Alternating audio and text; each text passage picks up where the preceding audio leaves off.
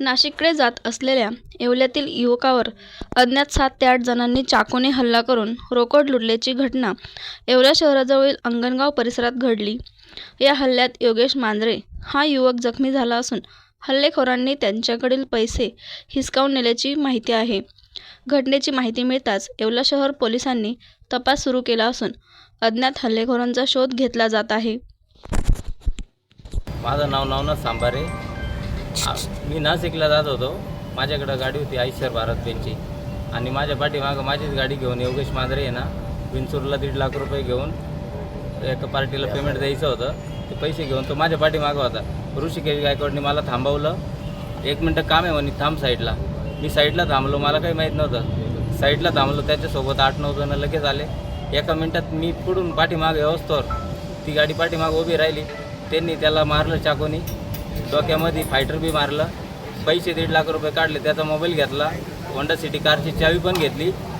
नंतर माझ्या ओळखीचे नव्हते म्हणून मी मोबाईल काढला, शूटिंग काढत होतो. त्यांनी मलाही मारलं आणि माझाही मोबाईल घेतला आणि पळून गेले.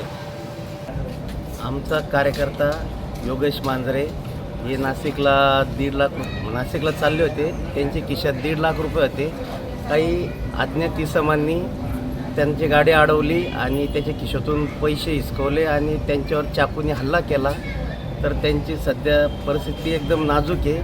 तर पोलिसांनी लवकरात लवकर तपास करून आणि समोरच्यावर कठोर कारवाई करून त्यांना पटकन अटक करण्यात यावे आणि त्यांना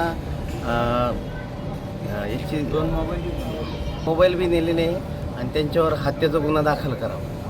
सम्राट वर्मा ग्रुप प्रस्तुत हॉटेल वर्मा पॅलेस येथे मिळतात आकर्षक लक्झरी AC रूम्स, भव्य बॅक्वेट हॉल आणि शहरातील सर्वात सुंदर टेरेस गार्डन. आकाशाच्या सानिध्यात मल्टी क्युजन रेस्टॉरंट तुमच्याच चवीची खास काळजी घेईल. ठिकाण उपजिल्हा रुग्णालयाशेजारी Yeola, Kopargaon road, Yeola. Hotel Verma palace एकदा भेट दिली की पुन्हा यायलाच आवडेल.